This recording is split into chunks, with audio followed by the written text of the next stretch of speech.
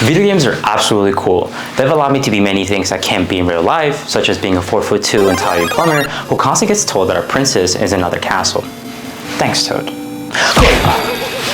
Video games as a whole have created a means for players to immerse themselves into worlds full of creative lore, characters, and of course, lots of action.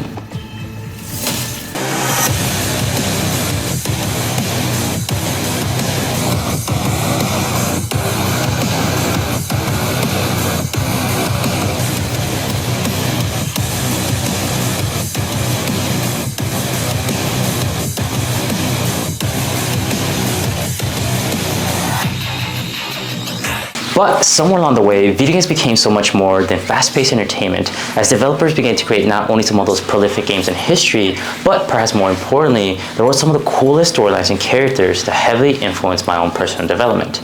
Today, friends, I want to take a dive into some of the games that taught me how to be cool.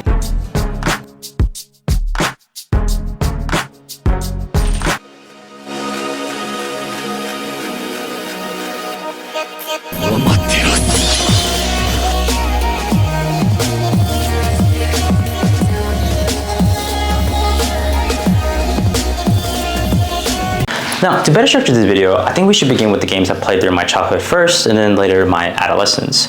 And what better way to kick things off than the one that started it all?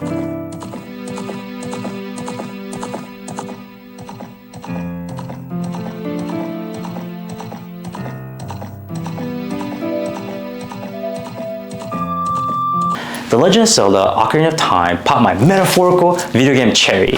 I still remember to this day when my dad took me to the local flea market, or as we brown folk like to say, La Pulga, and bought me an N64. Now, I don't know what type of foresight my younger self had back then, as we didn't have any internet to look up game reviews, and even if we did, it'd probably take forever to load the homepage on AOL. Fortunately, I ended up picking up the game with the sword and shield for the cover for it, and boy, was I in for a treat. The game starts off by establishing how Hyrule came to be and the importance of the Triforce. Zelda has a very mythical or fantasy type of vibe that follows a traditional hero's journey storyline, from the call to adventure where Navi seeks you out, to the challenges and tribulations Link faces on his journey, and finally, his eventual transformation from boy to man. Now, I don't know about y'all, but I was like 8 when I saw this for the first time, and my brain went absolute bonkers. Like, he's so cool and has like piercings and like muscles, and I can't even do a kid's voice anymore because my balls have long dropped since then. Now, what makes this game cool is how it truly makes you feel like you're Link. I felt everything that Link did, from his sadness for being shunned by his fellow villagers in the game opening, to the fear in his voice when he's facing larger-than-life monsters.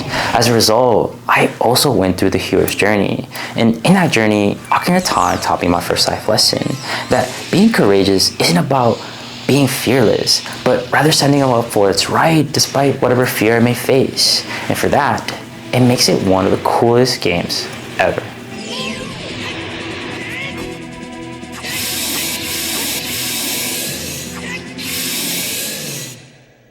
Now, preteens is such a strange period of life filled with zits and random ass hair growing everywhere. Ugh. It's also a period where I still like cartoons, but was slowly becoming more edgy and angsty. I began to favor Shadow over Sonic, Batman over Spider-Man, Yu-Gi-Oh over Pokemon, Mrs. Incredible over everybody. Goddamn, everybody. Essentially, just like my boy Biggie, I no longer care for protagonists that are basic goody doers. Heaven with the goody goodies dressed in white. I like black Timbs and black. However, I had one major problem. I still only had an N64. Yeah, my family was sort of broke and couldn't afford to buy me PlayStation 2. Moreover, the majority of the N64 lineup was aimed at younger children. Games like Super Mario 64, Donkey Kong 64, Kirby 64, Star Fox 64, all the 64s. But in 2001, a game emerged out of nowhere that had everything I ever needed.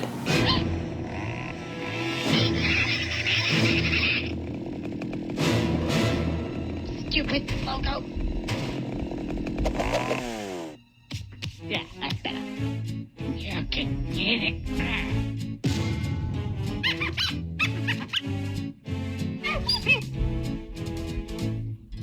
Marvelous. Man, I fucking love Conker's Bad Fur Day. From blowing up to teddies to a little giant shit singing beautifully to me. Conker brought all the gore and all the potty humor my edgy self so desperately needed. The game follows Conqueror, a rich girl who tries to return to his girlfriend after a heavy night of drinking, with a few bit of distractions along the way. I ain't gonna tell you about the big-breasted babe then. Wait, what? Looking back at this game, I realized that Conquer was more than just a game with cartoon violence and frat boy humor. That what makes this game so special to me, and perhaps so many others, was how personable and relatable Conquer is. He wasn't some special being with cool superpowers. I mean, my boy rocked a frying pan for half the game. Nor was he someone who had his life figured out. Conquer was in fact the polar opposite of the traditional Nintendo mascot. He was selfish and greedy, but despite all his flaws, he always remained true to himself.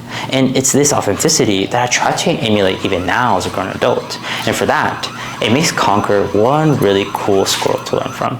Also, this game has the song Sandstorm, and it fucking slaps.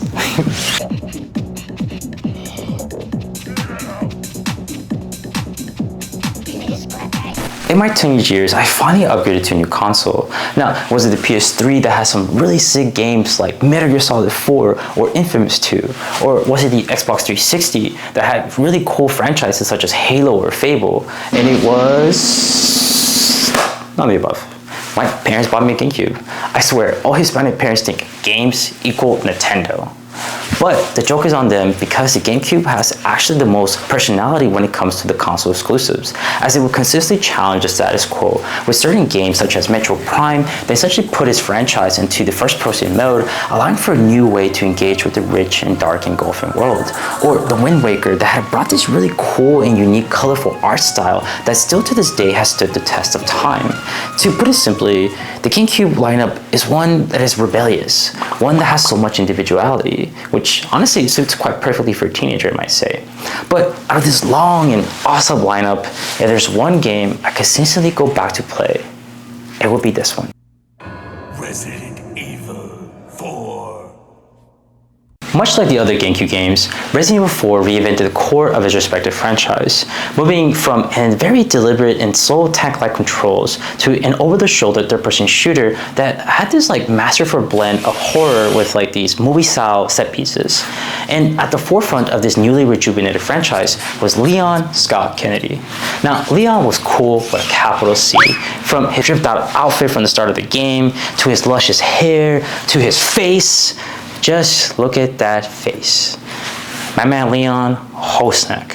It's cool to be gay, but we don't want to hear about how gay you are. I'm kidding, okay? Look, it's a metaphor. I like girls. You know what? I'm going home. I'm going home. In all seriousness, Leon brought more than just his looks. He was calm and soft-spoken, and when pushed, he would get some absolute clapbacks to his enemies. Killed my small-time subordinate. Sadler, you're small-time. And who can forget those cheesy one-liners? Hasta luego. I don't care what anybody says, Leon. As a representative of the Latin community, we support you and your white boy Spanish accent. Okay, so what about Resident Evil 4 taught me to be cool? Well, when I was playing this game, I was actually in high school. At the time, I was still trying to figure myself out. As a natural white product, I would constantly compare myself to those around me. Most notably, I noticed I was quiet and shy, unlike the more popular kids. Leon taught me that it's okay to not be some loud and over-charming guy. That coolness isn't about who can draw the most attention to themselves, but rather having this inner sense of confidence, of knowing who you truly are. In the case of me and Leon, more calm and quiet and soft-spoken guy. Mine is the cheesy one-liners. No thanks, bro. You know, as I grow older, I'd be lying to you if I said that the games of today still resonate with me. As I get lost in the sea of adult expectations, it becomes incredibly difficult to sit down and enjoy games. And honestly, for a while, I dropped them, believing they offered no more growth and all they could be was a thing of my past. And then a studio I have always held to a high regard dropped a trailer that sent absolute chills down my spine. Nathan Drake, that two-bit thief. Risking it all for some piece of treasure. I guess that's how they know me.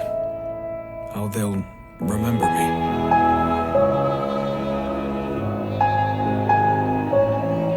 That's not who I am. Uncharted 4 of Thief's End was a game I never knew I needed. Taking a more mature approach to its already established lighthearted and fun action-adventure series that pays homage to Indiana Jones, Uncharted was a series I love for its crazy set action pieces and charming cast like Nathan and Sully. I swear, I still love their banter to this day. And cut to the chase, would you? Man only interested in the climax.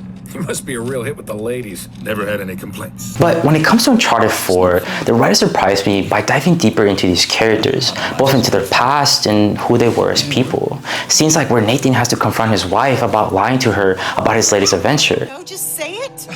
I had to protect you. That is bullshit, Nate.